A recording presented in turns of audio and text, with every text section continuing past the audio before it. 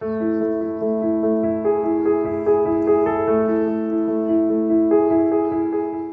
think you allude to will do nothing for Mariah's memory or his lordship's future.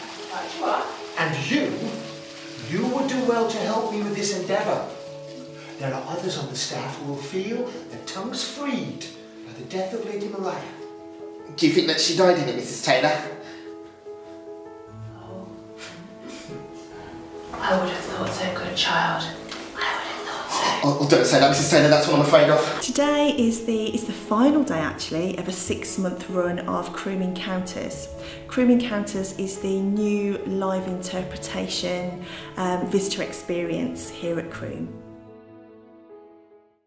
Live interpretation is something that I have found when visiting other properties really brings the visit alive, especially for children.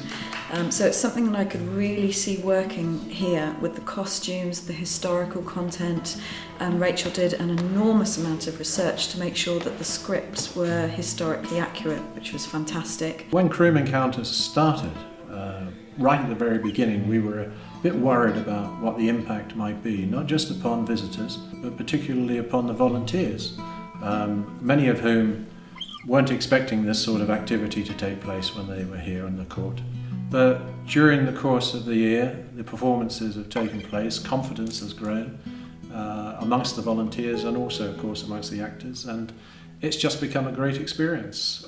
We've spoken to visitors and they seem to really enjoy it. We've enjoyed it, and we'd love to see the thing develop and become bigger in the future.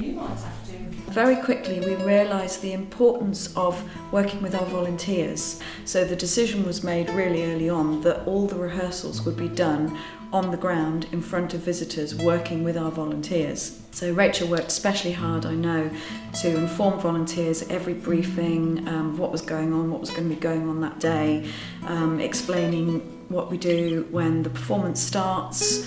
If you're in the middle of talking to visitors, then the actors will be sensitive to that and they'll hold off, or vice versa. If the performance starts and the volunteer has a couple of interested parties and they want to watch the performance, then the volunteer takes a step back. So it was really ironing out all those issues. It was really making sure that that whole thing was going to run smoothly at the point where we went live. What we wanted to do was set up a performance that's almost as if you've been transported back in time and you've walked in on these characters about their daily business.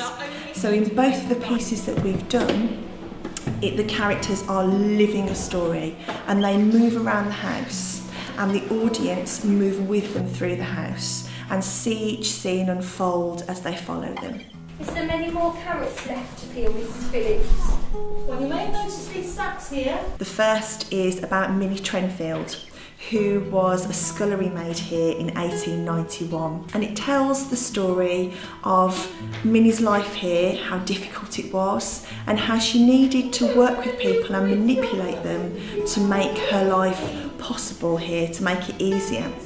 And in the story we meet the character Good Child, who befriends Minnie and helps Minnie, but we also meet the villain of the story, Mr. Warby, who drinks the beer and is taken very ill whilst serving the Earl at a dinner party. We meet the character of Old Tom. Old Tom helps Minnie, but also it's his beer that's stolen every day. The second of the two stories is Memories of Mariah, and this tells the story of one of our star characters here at Croome, Mariah Gunning. She was the first wife of the 6th Earl, and it's a more sombre piece. This piece tells the story of the day after Mariah Gunning's funeral, and it's told through the servants of the house and how they feel about the future without Mariah. And of course you touched it, good child, you fool. How else would it have got down here? Spirit itself from her nature, it's a bench. Oh, don't say that, Mrs. Taylor, that's what I'm afraid of. Oh, calm down, I'm only pulling your leg. You've nothing to fear from the dead. It's the living you've got to look out for. Now, there is some truth to what he speaks, but not all he speaks is true.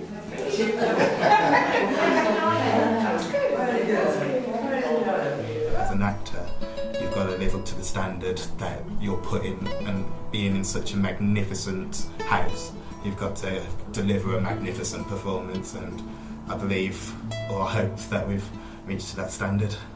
Rebuilding Croome, the task he has set himself, this will be his saviour. A man of great taste.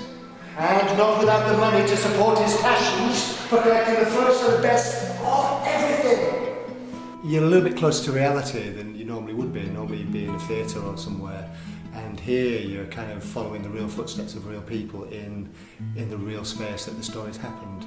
And I think that's exciting for me as an actor and for the audience members, because I think they realise that as well.